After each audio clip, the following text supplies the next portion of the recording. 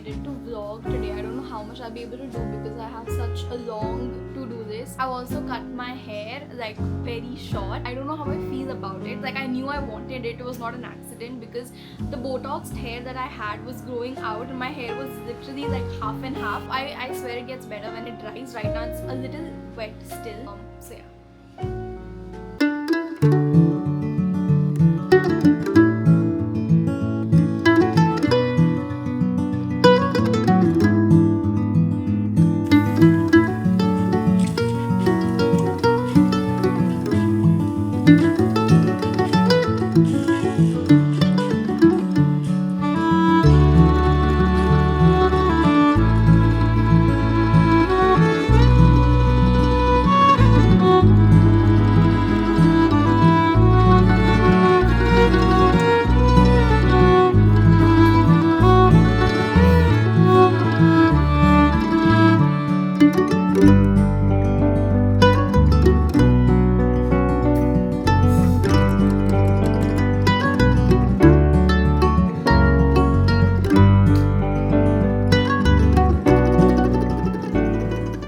I'm going to start the day by editing the brand collab first.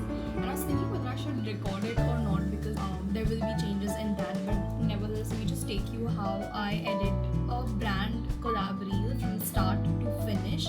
And yeah, I'll just screen record the entire process so y'all can have a look. It just started raining super heavily. I'm working from home when it's raining outside.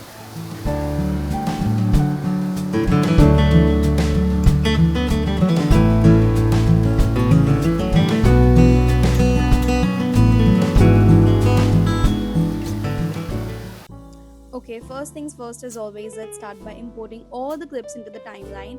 This one had a lot of B-rolls and montages, so I had to go through a lot of footage. So I'm just going to import everything at once and then I'm going to cut through it. For most of my reels, my previews really just have like fast-paced clips of the entire reel, which acts as like a visual hook. So I'm just going to cut and duplicate all the clips that I have, clips that I would like to keep in the preview. That's what I'm doing over here. Once I'm done with the rough cutting, I will just quickly add voiceover to all my clips. I add it in bits and pieces because brands sometimes would like to change one or two words here and there, so that's easier for the feedback round. For this particular video, I was also looking to experiment with a couple of different fonts that I don't usually use and also to try shadow with the font, and somehow it turned out looking so good. Like I think I'm going to continue using this combo for a lot of my other reels as well. I always use this chonky bold font for most of my reels because my background in my room is a little cluttered, so these are the only types of fonts that actually show up. For this reel, because I was in a hurry, I decided to also add sound effects at the same time as I'm adding elements, so I'm just going to do that quickly. So I'm working frame by frame instead of feature by feature. In my previous video, I've mentioned a lot in detail about how I get these fonts from and frames and background and all of that, so feel free to check that out, or if you have any other question apart from that, also leave a comment and I would love to let you know. I'm also in the middle of understanding what and how I like to create content. I feel like I got swayed a lot in between with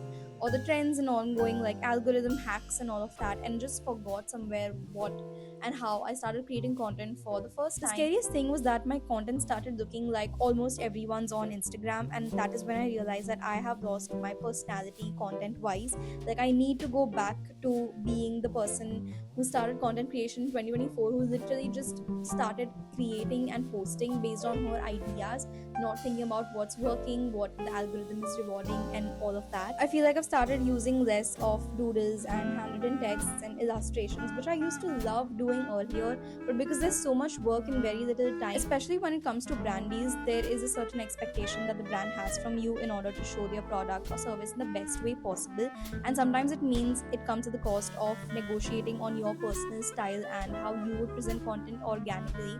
And when you do that once, then it just starts to like seep into your creative process. So I've also become very clear in terms of how I present my content and what kind of integration I'm willing to do and to what extent before I lock in a collaboration. And going forward, I hope to be more assertive on that end as well. I would also love to learn storytelling and structuring for my reels and videos because I feel like that is one thing that I lack in currently. I have all these like theoretical ideas in my mind of what I can do and how I can execute it, but when it comes to actually executing it, I just like to take the easy way out, and I think that's cost me a little bit in my content creation journey. And of course, I'm gonna work towards it and do something about it because I don't like to dwell on this feeling. I've literally spent the entire last 2 months figuring out what was wrong with my content, or why I was not feeling satisfied with the content I was putting out, even though there were numbers showing in and the engagement was good and all of that. So I guess the answer is that I need a personality for my content, and that has to be my personality, not the personality that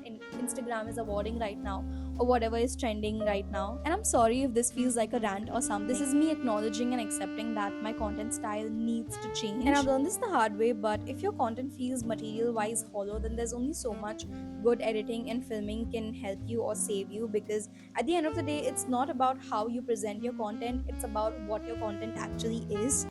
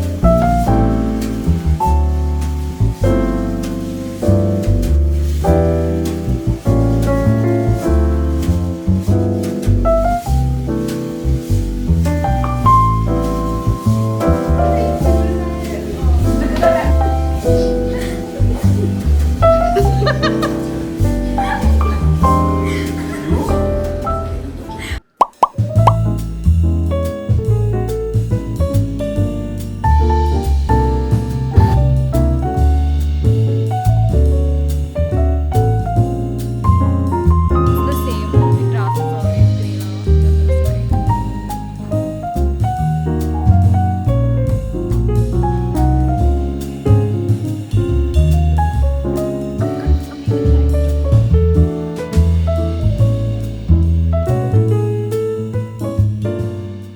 I was in the middle of writing scripts for daily objects. That's when I received another parcel from them, so let's open it together.